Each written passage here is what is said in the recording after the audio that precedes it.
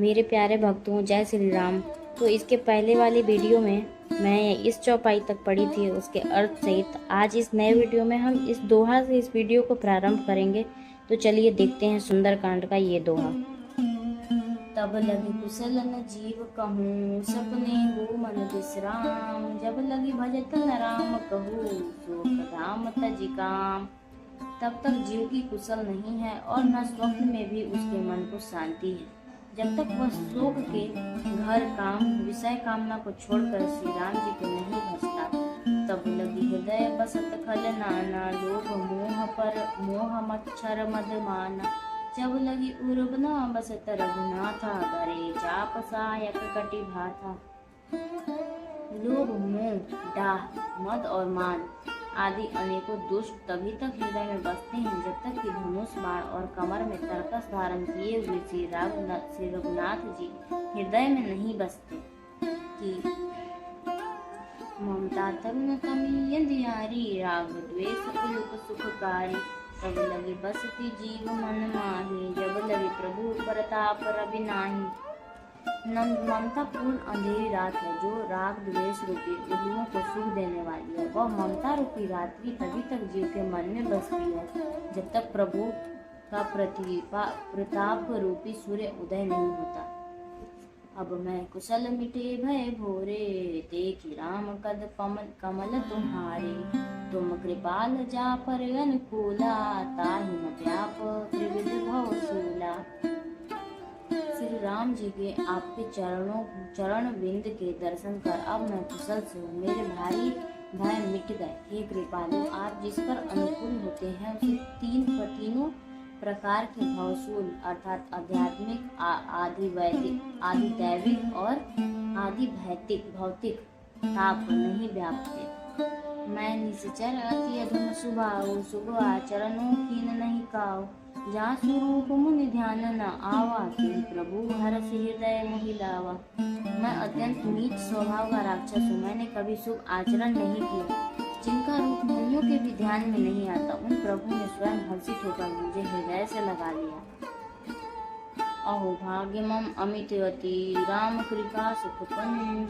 देखो नयन बिरंचि से जुगल पद कंज। ये कृपा और सुख के पुंज श्री राम जी, मेरा अत्यंत असीम सौभाग्य है जो मैंने ब्रह्मा और शिव जी के द्वारा सेवित युगल चरणों कमलों को अपने नेत्रों से देखा। सुनहु सखा निज कहूँ सुभाऊ, जानहु सोंडी शंभु गिर जाऊ। जब नर होई चराचर द्रोही, आवै सबे शरण तकी मोही। श्री राम जी ने कहा, हे सखा सुनो, मैं तुम्हें अपना स्वभाव कहता हूँ। जिस काक भुसुंडी शिव जी और पार्वती जी को भी जानती हैं, कोई मनुष्य संपूर्ण जड़ चेतन जगत का द्रोही हो, यदि वह भी भयभीत होकर मेरी शरण तक आ जाए, तजी मद मोह कपट छल नाना, करऊं सगते साधु समाना। जननी जनक बंधु सुत द्वारा, तनु तनु हवन सुहृद परिवारा। और मद मोह तथा नाना प्रकार के छल कपट त्याग दे तो मैं उसे बहुत शीघ्र साधु के समान कर देता हूँ। माता पिता भाई पुत्र स्त्री शरीर धन घर मित्र और परिवार सब कहे ममता ताग बटोरी। मम पद मन ही बांध बरी डोरी, समदर्शी इच्छा कछु नाही, हरस शोक भय नाही मन माही। इन सबके ममत्व रूपी तागों को बटोर कर और उन सब की एक डोरी बटकर उसके द्वारा जो अपने मन को मेरे चरणों में बांध देता है, सारे सांसारिक संबंधों के केंद्र मुझे बना लेता है। जो समदर्शी है, जिसे कुछ इच्छा नहीं और जिसके मन में हर्ष शोक और भय नहीं है। अस सज्जन मम उर बस कैसे, लोभ हृदय बसई धनु जैसे।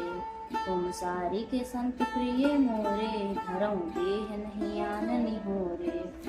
ऐसा सज्जन मेरे हृदय में कैसे बसता है, जैसे लोभी के हृदय में धन बसा करता है। तुम सरी के संत ही मुझे प्रिय हैं और मैं और किसी के निहोरे से देह धारण नहीं करता। सगुन उपासक परहित, नीरत नीति दृढ़ प्रेम। ते नर प्राण समान मम, जिनकी द्विज पद प्रेम।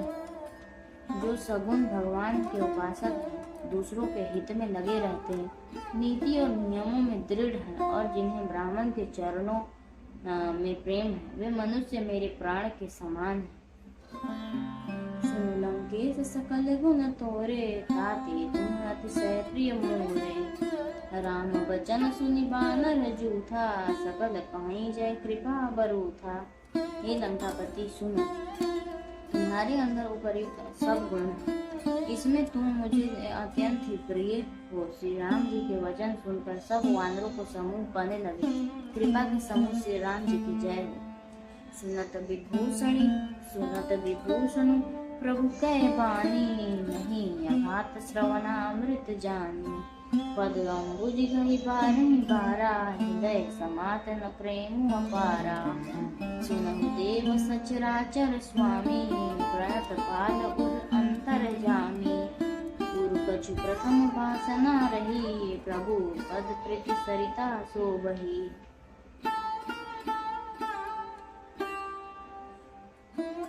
प्रभु की वाणी सुनते उसके कानों के लिए अमृत जानकर विभीषण जी आघाते नहीं है। वे बार बार श्री राम जी के चरण कमलों को पकड़ते हैं, अपार प्रेम है, हृदय में समाता नहीं। विभीषण जी ने कहा, हे देव, हे चराचर जगत के स्वामी, हे शरणागत के रक्षक, हे सबके हृदय भीतर की जानने वाले, सुनिए, मेरे हृदय में पहले कुछ वासना थी, वह प्रभु के चरणों को प्रीति रूपी नदी में बह गई।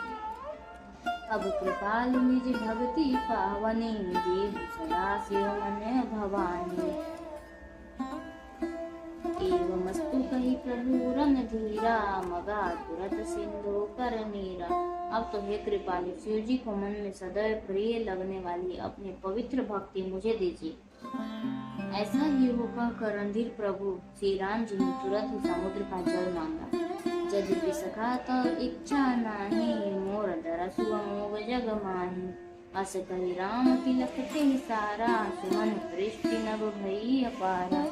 और कहा, हे सखा, यदि तुम्हारी इच्छा नहीं है, पर जगत में मेरा दर्शन अमोघ है, वह निष्फल नहीं जाता। ऐसा कहकर श्री राम जी ने उनको राज तिलक कर दिया। आकाश से पुष्पों की अपार वृष्टि हुई। रावण क्रोध अनल निज, श्वास समीर प्रचंड। जरत विभूषण राखो, दीन राजो अखंड। जो संपत्ति शिव रावण दीनी, दिए 10 मात, कोई संपदा विभीषण नहीं, सकुच दीन रघुनाथ। श्री राम जी रावण के क्रोध रूपी अग्नि में जो अपनी विभीषण की श्वास अर्थात वचन रूपी पवन से प्रचंड हो रही थी, जलते हुए विभीषण को बचा लिया और उसे अखंड राज दिया। शिवजी ने जो संपत्ति रावण को 10 सिरों को बलि देने पर दी थी, वही संपत्ति श्री रघुनाथ जी ने विभीषण को बहुत सकुचाते हुए दी। अस प्रभु छाड़ी बजई जे आना, ते नर पशु बिनु पूछ बिसाना। निज जानी कहि अपनावा, प्रभु स्वभाव कपिकुल मन भावा। ऐसे परम कृपालु प्रभु को छोड़कर जो मनुष्य दूसरों को भजते हैं, वे बिना सींग पूंछ के पशु हैं। अपना सेवक जानकर विभीषण को राम जी ने अपना लिया। प्रभु का स्वभाव वानर कुल के मन को बहुत भाया। पुनि सर्वज्ञ सर्व उर्वासी, सर्व रूप सब रहित उदासी। बोल बचन नीति प्रतिपालक, कारण मनुज तनुज कुल भालक। फिर सब कुछ जानने वाले, सबके हृदय में बसने वाले, सर्वरूप सबसे रहित उदासीन कारणों से मनुष्य बने हुए तथा राक्षसों के कुल का नाश करने वाले श्री राम जी नीति की रक्षा करने वाले वचन बोले। सुनी कपीस लंकापति वीरा, के विधि तारिय जल्दी गंभीरा। समतुल मगर उरग जस जाति, युति गाद दुस्तर सब भांति। हे वीर वानर राज सुग्रीव और लंकापति विभीषण, सुनो, इस गहरे समुद्र को किस प्रकार पार किया जाए। अनेक जाति के मगर, सांप और मछलियों से भरा हुआ है अत्यंत अथाह समुद्र पार करने में सब प्रकार से कठिन। लंकेश सुन रघुनायक, कोटि सिंधु शोषक तव सहायक। जदपि तदपि नीति यसी गाई, विनय करिय सागर सन जाय।